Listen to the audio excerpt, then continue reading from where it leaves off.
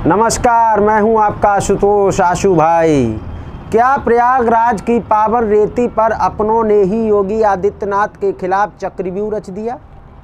जो बुलडोजर माफियाओं का काल बना, क्या उसे धर्म की आड़ में रोकने की तैयारी है? आखिर कौन है वो शकुनी जो 2027 से पहले हिंदुत्व के सबसे बड़े चेहरे को संतों के ही खिलाफ खड़ा करना चाहता है? आज माघ मेले के इस विवाद का वो सच खुलेगा जो हेडलाइंस में दबा दिया गया। आज वो सच्चाई बताएंगे जिससे आपके पैरों तले जमीन खिसक जाएगी। प्रयागराज की पावन रेती पर आज जो दृश्य दिखाई दे रहे हैं वे केवल एक संत और प्रशासन के बीच की जद्दोजहद नहीं है। यह एक बहुत गहरी और सोची समझी साजिश की बू दे रहे हैं। जब देश दुनिया कुंभ और माघ के मेले की अभूतपूर्व व्यवस्थाओं के लिए मुख्यमंत्री योगी आदित्यनाथ की पीठ थपथपा रही थी, तब कुछ शकुनी ऐसे भी थे जिन्हें यह चकाचौंध खटक रही थी। आज स्वामी अभिमुक्तेश्वरानंद के बहाने उसी सफलता पर कालिक पोतने का कुत्सित प्रयास किया जा रहा है। 9 वर्षों का अग्नितप हर बार से और निखरे योगी। इतिहास गवाह है कि जब जब भाजपा के अंदर और बाहर योगी आदित्यनाथ के विरोधियों ने उन्हें निशाने पर लेने की कोशिश की, वे और मजबूत होकर ज़्यादा तप कर उभरे हैं। पिछले 9 वर्षों के घटनाक्रम इसका प्रमाण है। 2017 का अल्पकालिक मिथक जब से मुख्यमंत्री बने तो स्वयंभू विशेषज्ञों ने कहा कि उनके पास प्रशासनिक अनुभव नहीं है, वे केवल एक टेम्परेरी चेहरा हैं। आज उस टेम्परेरी मुख्यमंत्री की प्रशासनिक धमक पूरी दुनिया जानती है। 2018 की उपचुनाव हार सबको याद होगी। गोरखपुर और फूलपुर हारने पर विरोधियों ने योगी मॉडल को फेल घोषित कर दिया। नेतृत्व परिवर्तन की अटकलें लगाई गईं, लेकिन योगी अड़िग रहे और पहले से अधिक शक्तिशाली बनकर उभरे। 2021-22 आपको याद होगा, कोरोना काल।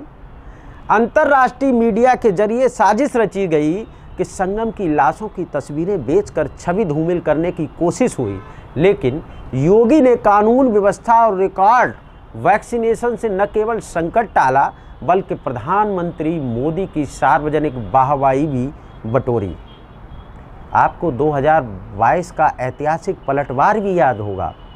कयास लगाए जा रहे थे कि क्या वे दोबारा लौटेंगे, लेकिन हिंदुत्व के मुखर चेहरे और सुशासन के संगम ने सारे विरोधियों को मौन कर दिया।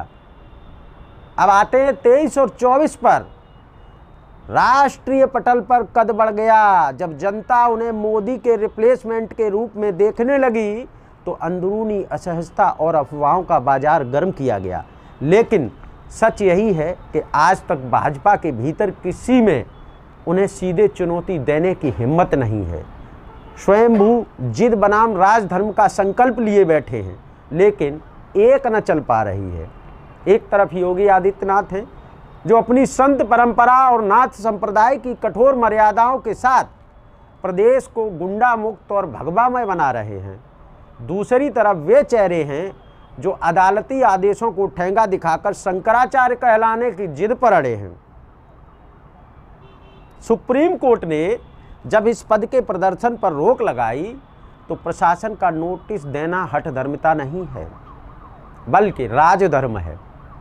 पुलिस कमिश्नर को ढीठ कहना, ये कहाँ का शब्द है?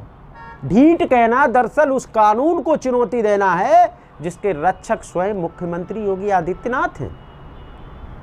और 2027 का चक्रव्यूह जो अभिमन्यु को जैसे फांसने की कोशिश की गई थी, राजनीतिक गलियारों में यह चर्चा आम है कि 2027 के चुनाव से पहले योगी आदित्यनाथ को डैमेज करने की पटकथा लिखी जा चुकी है। यह महज इत्तेफाक नहीं है। जिस माघ मेले में व्यवस्थाओं की तारीफ होनी चाहिए थी, वहाँ संतों को प्रशासन के सामने खड़ा कर दिया गया।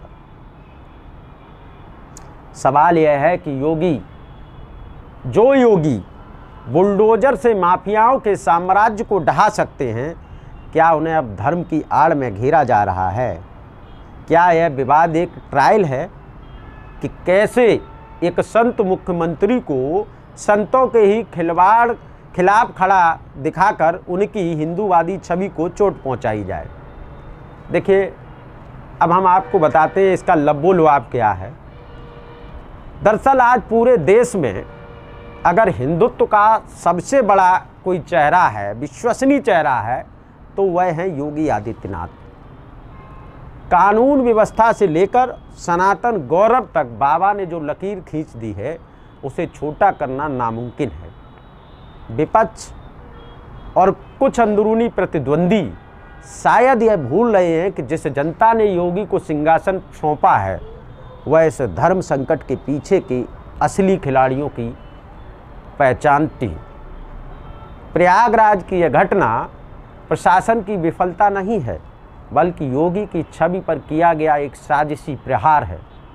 समय आ गया है कि उत्तर प्रदेश की जनता उन चेहरों को बेनकाब करे जो अपनी राजनीतिक महत्वाकांक्षाओं के लिए माघ मेले की पवित्रता और हिंदुत्व के सबसे बड़े रक्षक को बलि का बकरा बनाना चाहते हैं।